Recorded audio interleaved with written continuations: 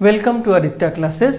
आज मैं 12th class के केमिस्ट्री के थर्ड चैप्टर जो कि इलेक्ट्रोकेमिस्ट्री है उसमें नर्नेस्ट इक्वेशन के बारे में बताने जा रहा हूँ। नर्नेस्ट इक्वेशन एक्चुअल में ये इलेक्ट्रोड पोटेंशियल को कैलकुलेट करने के लिए यूज किया जाता है। इसका यूज क्या है? For calculating electrode potential.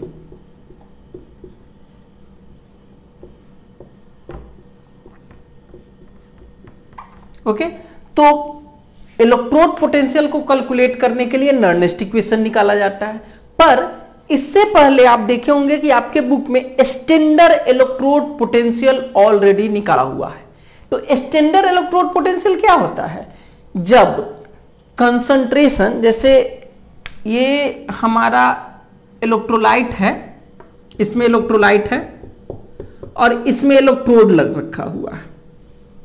फिर दूसरा इलेक्ट्रोलाइट है, इसमें इलेक्ट्रोड है और दोनों के बीच में करंट फ्लो होने लगा। ठीक, तो इस इलेक्ट्रोलाइट और इस इलेक्ट्रोड के बीच में जो पोटेंशियल डिफरेंस होता है उसको हम लोग कहते हैं इलेक्ट्रोड पोटेंशियल। पिछले क्लास में भी हमने बताया इलेक्ट्रोलाइट और इलेक्ट्रोड के बीच में जो पोटेंशियल डिफरेंस होता है वो इलेक्ट्रोड पोटेंशियल कहलाता है। ओके, अगर यहां पे आयंस जो हो, आयंस का कंसंट्रेशन 1 मोल पर लीटर हो, यूनिट हो, जब आयंस का कंसंट्रेशन यूनिट होगा तो उस केस में जो इलेक्ट्रोड पोटेंशियल निकलता है उसको हम लोग कहते हैं स्टैंडर्ड इलेक्ट्रोड पोटेंशियल। ये भी डिफाइन हमने पहले क्लास में भी कर रखा है। तो उसको क्या कहते हैं? Standard electrode potential.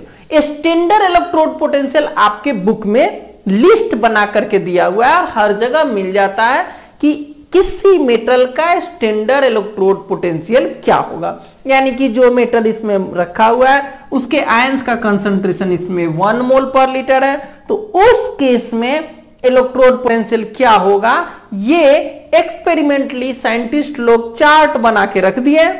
अब बचा कि हमेशा तो कंसंट्रेशन 1 नहीं होगा, ये कंसंट्रेशन चेंज करेगा।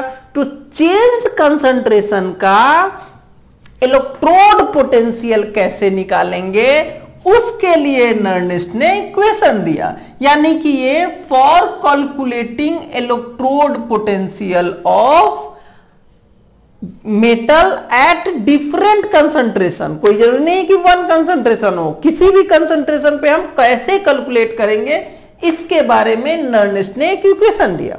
अब उस इक्वेशन को मैं सिंपली यहां राइट डाउन कर रहा हूं, आप देख सकते हैं वह इक्वेशन है क्या। तो उससे पहले एक चीज और मैं बता रहा हूं। सपोज कीजिए यहां पे कोई M मेटल है, M मेटल है और ये मेटल N+ आयन बनाए हुए हैं। इसमें इसको मिल गया N इलेक्ट्रॉन, तो ये बन जाएगा क्या? M, इसका सारा पॉजिटिव N निगेटिव के साथ कैंसिल आउट हो गया। जैसे Zn है, Zn पे 2+ है और इसमें 2 इलेक्ट्रॉन मिल गया, तो इस 2 इलेक्ट्रॉन और 2+ एक दूसरे को कैंसिल करके जिंक बना देगा Zn।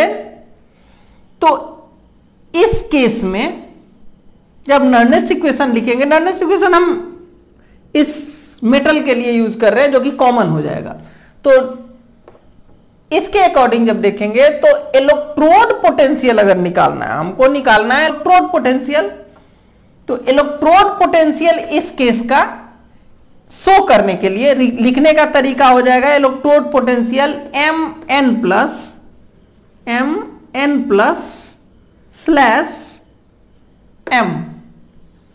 ये शो कर रहा है मेटल N+ से मेटल के फॉर्म में चेंज हुआ है, तो इसका electrode potential, E for electrode potential equal to standard electrode potential of same metal. यानी कि Mn+ से M कन्वर्ट होने में जो स्टैंडर्ड इलेक्ट्रोड पोटेंशियल होगा, जो कि चार्ट से हमें मिल जाता है क्योंकि यूनिट कंसंट्रेशन की बात हुई, minus RT by RT R gas constant है, T टेम्परेचर है, N ये वाला N है, कितना इलेक्ट्रॉन का ट्रांसफर हो रहा है, F फैराडे, 1 मोल इलेक्ट्रॉन का जो चार्ज होता है वो F यानी कि फैराडे कहलाता है, Ln M ये प्रोडक्ट का कंसंट्रेशन, अब बाय रिएक्टेंट का कंसंट्रेशन, Mn प्लस का कंसंट्रेशन। तो इस इक्वेशन से ये जो हमने इक्वेशन लिखा है ये एक्चुअल में नर्नेस्ट इक्वेशन है, जिसमें अगर मेटल के पॉजिटिव आयन का कंसंट्रेशन पता है तो बाकी ये गैस कांस्टेंट है, टेम्परेचर कितना है, F फैराडे है, 1 मोल इलेक्ट्रॉन का जो चार्ज होता है दैट इज 1 फैराडे, और ये N है, N नंबर ऑफ इलेक्ट्रॉन जो ट्रांसफर हो रहा है वो है। तो और स्टैंडर्ड इलेक्ट्रोड पोटेंशियल ये हुआ जो कि ऑलरेडी हमें चार्ट से मिल जाएगा। तो इस तरह से हम देखना है कि इलेक्ट्रोड पोटेंशियल इस फॉर्मूला से हम लोग कैलकुलेट कर सकते हैं। ये नीचे का मैं मिटा दे रहा हूं, ये हमने दिया सिर्फ कि क्या है एम हुआ, इसको मिटा दे रहा हूं। अब देखिए ये हमारा जो अर्नेस्ट इक्वेशन है इसको थोड़ा सा रिड्यूस कर सकते हैं। ये m प्लस यहां है और ऊपर है m, तो किसी भी मेटल का यानी सॉलिड हो या लिक्विड हो तो उसका कंसंट्रेशन यूनिट माना जाता है 1। प्योर सॉलिड या प्योर लिक्विड का कंसंट्रेशन 1 माना जाता है। तो इस केस में ये 1 हो जाएगा और E यानी कि electrode potential Mn plus 2m is equal to standard electrode potential of Mn plus 2m minus RT NF ln 1 by Mn plus का कंसंट्रेशन। इस फॉर्म में भी आप अर्नेस्ट इक्वेशन को लिख सकते हैं। और ये किसके लिए है? मेटल N प्लस को N इलेक्ट्रॉन माइनस मिला तो ये फॉर्म हो गया M, मेटल दे दिया। तो इस इक्वेशन के लिए ये अर्नेस्ट इक्वेशन हो गया और ये अर्नेस्ट इक्वेशन हो गया, ये केमिकल इक्वेशन हुआ। या फिर ऐसा कह सकते हैं कि ये इलेक्ट्रोड रिएक्शन है, हाफ सेल रिएक्शन है, इलेक्ट्रोड रिएक्शन है, कैथोड एनोड जो हो। तो यहां पे ऐसे रिडक्शन हो रहा है तो कैथोड हाफ सेल रिएक्शन है ये। अब यहां पे आ रहे हैं, इस इक्वेशन को अगर हम जिंक और कॉपर के रिस्पेक्ट में लिखे तो इसको जिंक अगर लिख रहे हैं तो जिंक के रिस्पेक्ट में ये क्या हो जाएगा? जिंक में जानते हैं आप कि Zn 2 प्लस 2 इलेक्ट्रॉन माइनस, तो इससे बन जाता है Zn। इसको अगर इस पे अरेंज करेंगे तो electrode potential of Zn 2 plus 2Zn is equal to standard electrode potential of Zn 2 plus 2Zn minus RT by N के जगह पे यहां पे 2 हो जाएगा, 2F ln 1 बाई यहां पे हो जाएगा Zn प्लस 2 प्लस का कंसंट्रेशन। ओके, ये हो गया आपका जिंक के लिए। किसी भी मेटल के लिए इस तरह से हम कंसंट्रेशन लिख सकते हैं, अरेंज कर सकते हैं, और ये हमको देगा क्या, इलेक्ट्रोड पोटेंशियल। अब अगली बात आई कि अगर आपको इलेक्ट्रोड पोटेंशियल पता है तो हम सेल पोटेंशियल भी निकाल सकते हैं। जैसे सेल पोटेंशियल को हम लोग ई सेल भी लिख सकते हैं। ई सेल इक्वल टू क्या होता है, ई सेल मीन्स होता है cathode minus anode, E cathode minus E anode, यानी कि एनोड के इलेक्ट्रोड पोटेंशियल में से कैथोड का इलेक्ट्रोड पोटेंशियल अगर सब्सट्रैक्ट कर देंगे तो हमको सेल पोटेंशियल मिल जाता है। तो सेल पोटेंशियल अगर हमको जिंक के रिस्पेक्ट में निकालना हो, Zn और Cl2, Zn और Cl2 ले रहा हूं जो सबसे सिंपल रिएक्शन है, Zn plus copper, sorry Cl2 नहीं, Zn और कॉपर का जो होता है वो सबसे कॉमन है, Zn और कॉपर का। तो कॉपर पहले से आयन फॉर्म में रहेगा 2+, और ये कन्वर्ट हो जाता है Zn 2+ प्लस कॉपर में।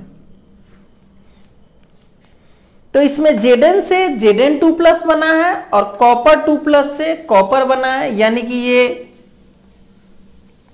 कैथोड है और ये एनोड है। तो कॉपर के नेक्स्ट का जो इक्वेशन होगा, तो कॉपर के इलेक्ट्रॉन पोटेंशियल में से अगर जिंक का इलेक्ट्रॉन पोटेंशियल सब्सट्रैक्ट कर देंगे तो हमको सेल पोटेंशियल मिल जाएगा यहां पे। अब आप देख लीजिए, ये जैसे जिंक का आया है वैसे अगर कॉपर का लिखते तो Cu2+ 2Cu इक्वल टू यहां पे हो जाएगा standard electrode potential of Cu2+ 2Cu minus RT by 2F ln 1 by Cu2+ का कंसंट्रेशन। ये हो गया। ये किस इक्वेशन के लिए हुआ है, Zn। अब हम अगर इसके लिए सेल का निकाल रहे हैं, इस दोनों के लिए अगर हम सेल पोटेंशियल निकालेंगे ई सेल, तो हमने देखा E cell equal to cathode minus anode, और ये आप देख सकते हैं कि ये किस पे है, एनोड पे है और ये कैथोड पे है। तो इसमें से इसको सब्सट्रैक्ट करेंगे, ई सेल इक्वल टू क्या हो जाएगा, ई कैथोड माइनस ई एनोड। तो ये पूरा का पूरा ये माइनस ये, हम इसको अगर लिखेंगे तो E standard electrode potential Cu2+/Cu minus ये वाला ई Zn 2+ 2Zn, ये हो गया। इस दोनों को करेंगे तो इसमें RT बाई 2F कॉमन हो जाएगा, ये माइनस में है तो माइनस ही लेके चल रहा हूं मैं अभी, RT बाई 2F ln, और लॉग में जो माइनस होता है, लॉग में जब माइनस करते हैं हम लोग तो वो बाई में कन्वर्ट हो जाता है, और इतना बाई इतना करेंगे तो Zn ऊपर चला जाएगा, बाई में कन्वर्ट हो जाएगा। तो 1/Cu 2+1 ऊपर रहेगा, और ये Zn यहां पे ये जब इधर जाएगा तो इसको सब्ट्रैक्ट करेंगे तो ये डिवाइड हो जाएगा, डिवाइड होने पे Zn ऊपर चला जाएगा, Zn 2+ हो गया। दोनों का कंसंट्रेशन है। ओके, हमने बताया कि इसमें से इसको सब्ट्रैक्ट कर दिया अलग से, और इसको जब इससे सब्ट्रैक्ट किया तो RT/2F कॉमन हो गया, और ln में लॉग में या ln में जब सब्ट्रैक्ट करते हैं तो डिवाइड हो जाता है, तो ये अब बाई ये हुआ तो ये पलट करके ऊपर Zn चला गया। ओके, तो इस तरह से ई सेल हमने निकाला। अभी अधूरा है, इसको थोड़ा सा और अगर पूरा कर दे तो ई सेल इजकल टू, यहीं पे कर दे रहा हूं, ई सेल Cu का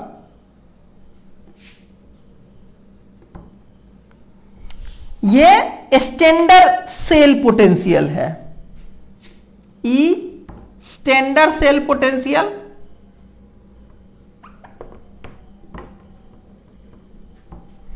और माइनस RT/2F और ln है।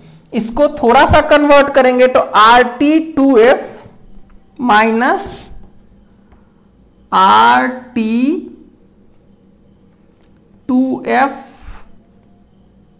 और इंटू 2.303 लॉग, लॉग को ln को लॉग में बदलने के लिए इतना से इंटू किया जाता है, ये हो जाएगा Zn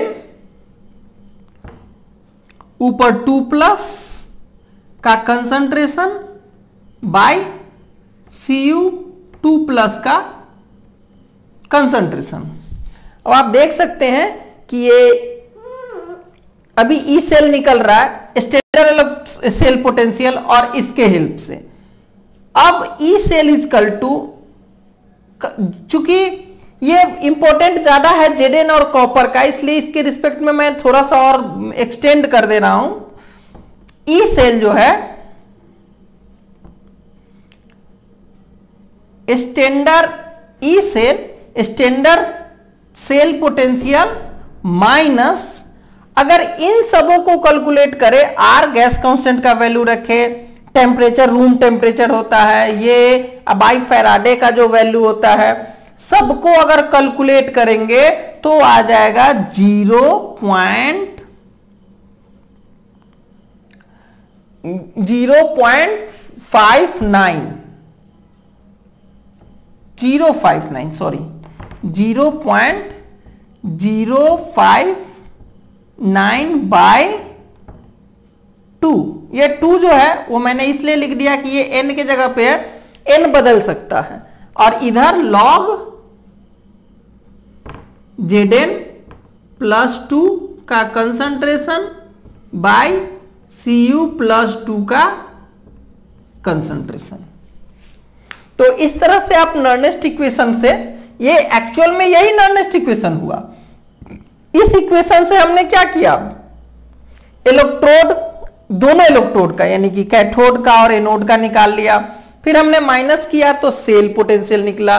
तो इस नर्नेस्ट इक्वेशन के रिस्पेक्ट में हम सेल पोटेंशियल भी निकाल सकते हैं, और इन सब को कैलकुलेट करने पर RT 2.303 बाई F को कैलकुलेट करने पे 0.059 आता है, और इस तरह से हम इलेक्ट्रोड पोटेंशियल से सेल पोटेंशियल निकाल लिए। सिर्फ हमने Zn और Cu के रिस्पेक्ट में निकाला है, दूसरे किसी आयंस के भी रिस्पेक्ट में हम लोग निकाल सकते हैं सेल पोटेंशियल